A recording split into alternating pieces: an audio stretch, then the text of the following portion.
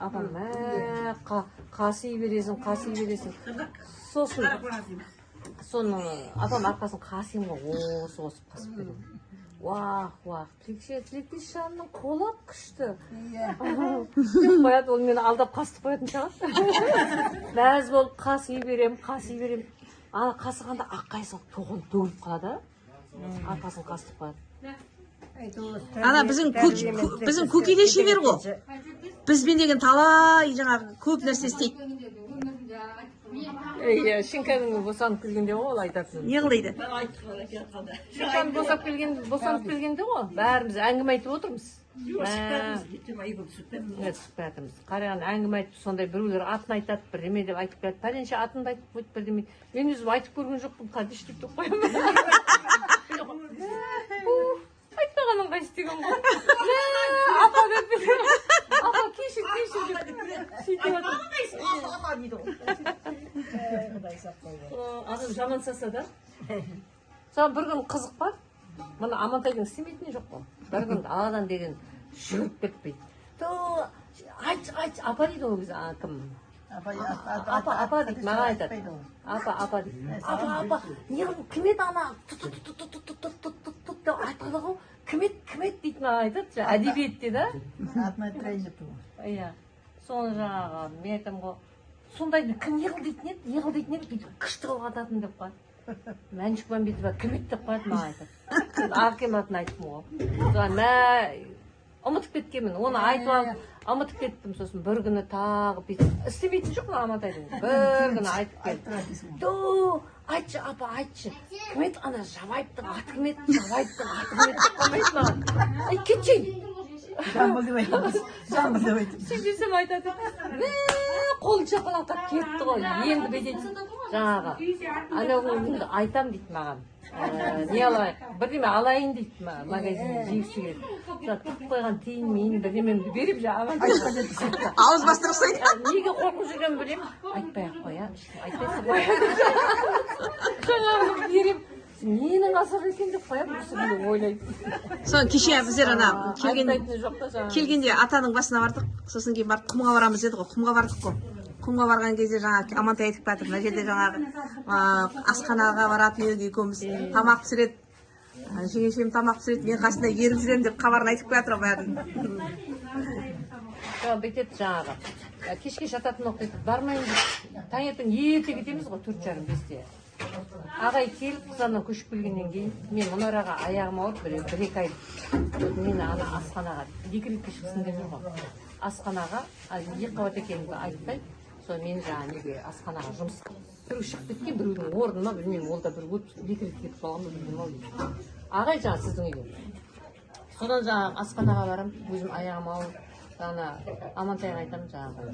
Ертең барасың ғой я деп жалынам. Таңертең ерте тұрып кетеміз ғой, ана гараждан өтеміз былай қарай. Құмның ішімен жаяу да. Сосын маған бармайтын болады. Таңертең ерте менен бір күн тұрып отырады.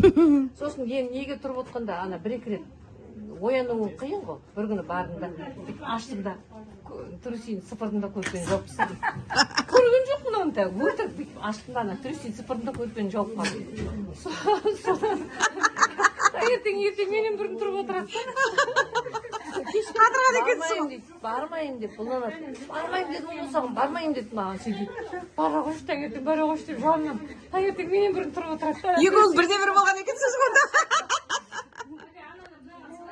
Соған екеуміз кетеміз.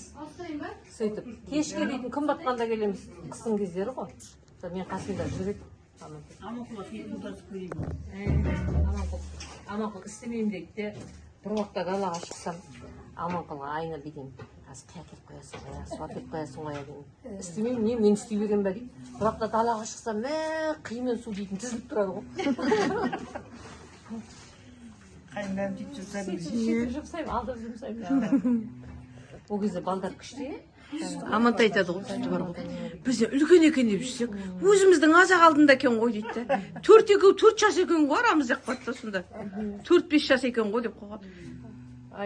Бізді бақыттың деп жүр ау. Бізбен қатар екенсің ғой дейді, қазір айтады да. Бұл кезде үлкен болды ғой шынымен де. Сүйегіміз қатар қаттастан жұлмалап әйел боласың деп әкеліп қойғасын қайтасың, содан үлкен болмайды. Сол айтады, бәрі қолымызда оқыды ғой енді. Жангелді, Аралбай, Меңдеш төртеуінен көрдім ғой әлі. Табалда шешесіз бар. Ол кезде ойнаймыз, қазір келіндер ойнамайды. Ойнамайды қазір. Аналар ойнайды. Алып бұрат жан келді мен жағалсып, бәрі қалып. Бәрі Алып бұрат жағалады. жерге. Айнағыды ма дамбал сыпырайып бәрін. Сыпырбағын тұрдым, маңыма жыламын. Бір аға дейін, әзір дамбал кіресі туықтапты. Маған салып салып тұршы жеңсін. Ол құмға барғанды ғой. Айтып күлгенім келді ғой сосын. Жангелді екеуі құмға дәрес. Мен айтам, келін алып, ауылға келін келіп, туалет салып берсе болады ғой. Құмға кетем дәрес сынуға. Енді екеуі дәрес сынғызбейді мен. Артынан. Бір күні жүріп жетіп қуып алдым да.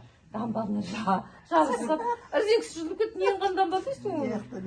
Оны жаңағы сыммен өткізіп байлап бердім. Өкіріп жылайды Амантай. Маған ірзеңкімді өткізіп бер дейді. Ірзеңкі өткізіп сосын мен қара дамбалды мына жерден шығардым да, мына жерден проволокамен байлап, проволока тауып беріп, зорға дегенде үйге алып келіп, ірзеңкі өткізіп, бір ненің сыртын несінен жұлып алып. Зорға дегенде. Қызығай. Еркелікті, еркел. Амантай жаман еркел. Кішкентайымда ғой, малауда тұрамыз да, мамам апаршы менен, мамам апаршы дейді, түйеге мінгізіп, амақыл екі алып келеді, малауда. Мама дейді, оқым сөз. Сен қолға қожа мамам емшен сықты ғой. Еліме жақ ішеде сарым, үштеу. Ой, мен екі бүйт төрт деген. Мына кісінің емшегі демейді әлі? Сол анау, әлі емес мен. Ал? Ұстап қояды. Ей, сау болыңыздар. Талай қызық әңгімелер айтылып жатыр, естеліктер деген. Алла тағала бізге бүгін бір жай барақат, осы әңгімелеріңді айтыңдар, еске түсіріңдер, жастық шақтарыңды деп жатқан шығар. Ой, сау болың.